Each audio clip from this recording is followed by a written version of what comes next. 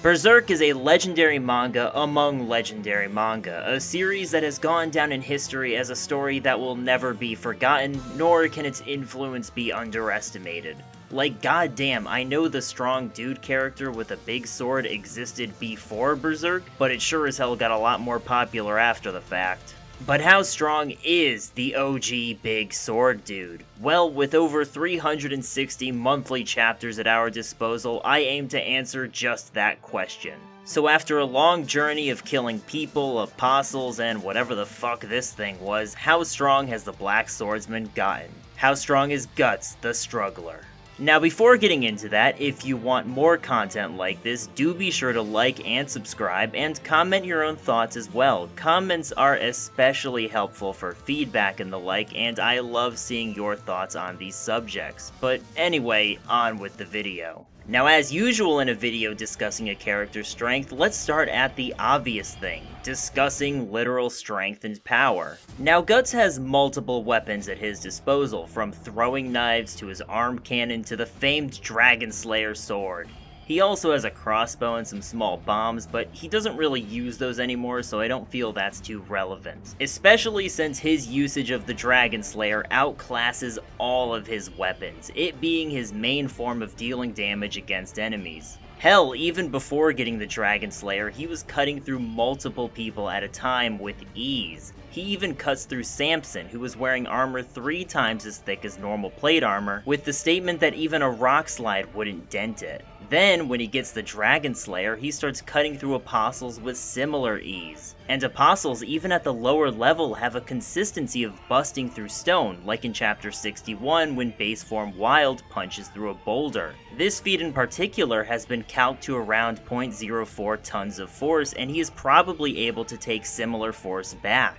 This is not to mention that he is much stronger in his apostle form, and Guts is later taking on apostles of similar brute strength, where busting through stone is seemingly a base requirement of being an apostle at all. Because of this, even earlier versions of Guts can be argued to have at least large building level attack potency, as he is shown to slice cleanly through apostles on a regular basis. However, this is early on in the story, and he does have one power-up that he is known for the most.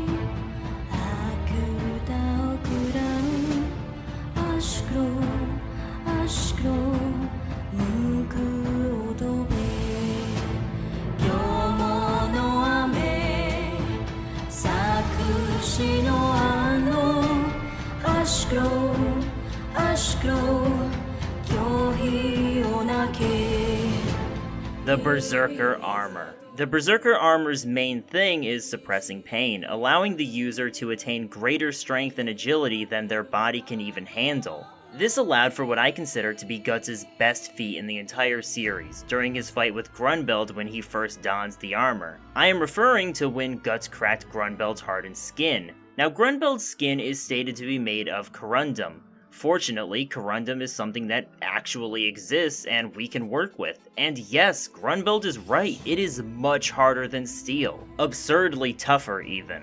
So cutting through Corundum is actually really impressive. Pretty much in every source I could find on the subject, Corundum is hailed as immensely durable in multiple metrics. However, that doesn't make this feat as clear-cut as I would like. Despite Miura's incredible knack for detail in his art, the panels that show this feat are sorely lacking in it.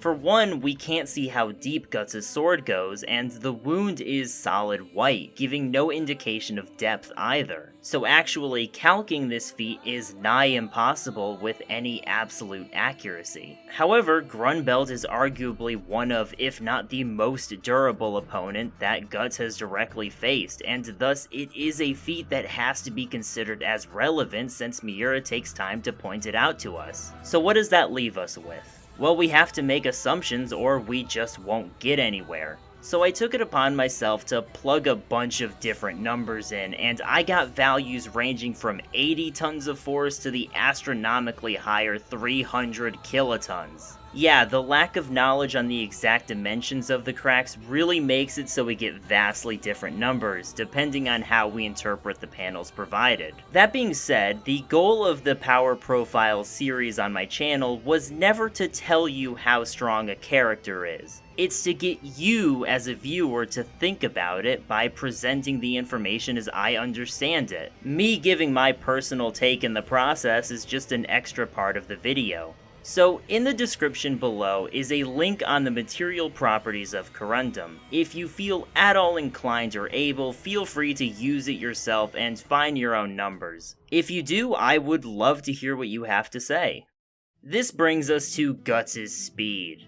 Speed is mostly straightforward in the beginning. Even early on in the Black Swordsman arc, we have Guts fighting someone whose attacks are too fast to see, placing him in the subsonic range of speed. However, we also see an upper limit in the Lost Children arc, with him fighting Rosine and it having special attention paid to the fact that her movements are creating sonic booms, with Guts not even being able to see her movements at all. So it seems pretty clear to me that Miura's intention with this is that she has supersonic movements and Guts is far too slow to react to that. Later on, we have him putting on the Berserker armor, which does indeed increase his speed and agility. However, I do feel it is necessary to address one important thing. When Guts and Serpico fight Ganishka, there is a moment where he shoots lightning and they both move out of the way. This has led some to say that Guts is a lightning timer in his speed. So while I do understand the sentiment, let me explain why this is likely not really the case. For one, they do not really dodge it. As you can see in the panel, the lightning has already hit beneath them after they get out of the way. After that, we see them moving around, but the lightning attack is more of a scatter shot than a directed and aimed attack. An attack that also hits Guts directly, eventually. So he's not really being aimed at precisely, nor is he actually dodging it at the speed required. To say that he is faster than lightning is just unsubstantiated. We also have the statement from Rosine that she is the fastest thing alive. Now, normally I wouldn't trust such statements at face value, but she's kinda right so far. At least as far as we've seen, anyway. We don't see any other character where their main shtick is being fast, at least to that same degree. She's also the only character that creates sonic booms when she moves. Now, I'm not trying to say that when looking at fiction, a character has to make sonic booms to be considered faster than sound. After all, many authors ignore that when dealing with superhuman characters. However, Miura is drawing special attention to it, with this one panel even showing the conical shockwaves associated with supersonic speed. But he never shows Guts achieving the same thing. Now, he does definitely get faster when he puts on the Berserker armor, but the best I can argue for is a higher level of subsonic speed. I simply don't think that Berserk characters are as fast as some make them out to be.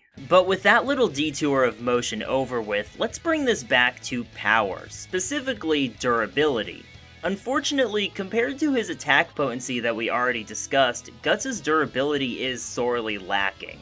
I will say this in his favor though, his endurance is godlike. Pretty much all of his major fights involve him taking lots of damage and continuing to fight anyway. The Berserker armor only exacerbates a quality that Guts already had, allowing a person to fight literally until they are dead. We also have the time where he runs for a whole day despite his injuries, and in the Conviction arc he runs for 2 days with a short nap. But that's endurance, and right now we're talking about his durability, which isn't great. Despite the fact that he can deal damage to insanely durable apostles, he also gets injured by much weaker opponents, such as when in the Conviction arc he takes damage from a wheel-swinging pseudo-apostle. The most damage those attacks do is slam Guts through a stone pillar, so these attacks aren't that strong. The most we see him tank at this general point in the series was when he fell from high up in his fight with Rosine. Granted, this is all before he gets the Berserker armor, and I admittedly do not have much in the way of durability feats past that point. Like, he takes an attack from Grunbelt, but it broke his arms to hell, so that's not exactly durability. That being said, this is all speaking about his resistance to blunt force, but he has taken much more than that throughout the series.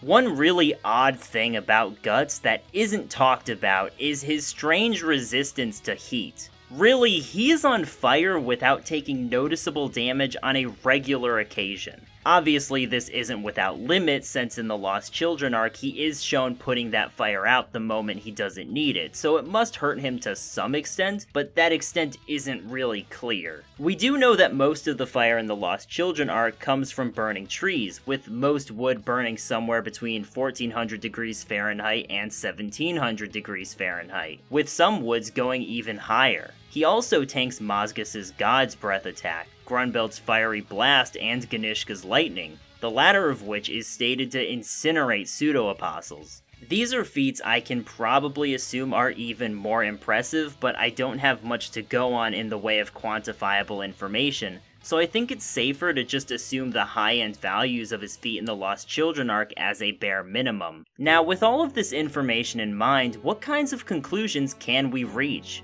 Well, as far as attack potency goes, the low-end calc of the Grunbeld feat that I was able to come up with was 80 tons, and that was when he was thrusting his sword. But as I said earlier, this calc is very difficult because of the inherent ambiguity of what values we should even use for it. So I am choosing to set 100 tons as a minimum stat while urging you all to look into it for yourself should you be so inclined. That's just what I'm gonna have on the board at the moment though. Speed is a little more straightforward, thankfully. He is consistently faster than the average soldier can perceive, and he gets even faster than that with the Berserker armor, placing him at high-end subsonic speeds. I think this would make him at least 150 meters per second in terms of combat speed, but it's likely even higher than that. I'm just giving a minimum. Now, as I've said, his durability is sorely lacking compared to his attack potency. In the Conviction arc, he's getting hurt by attacks that, while doing more damage than Wyald's base form strength feat, are nothing compared to his own attack potency.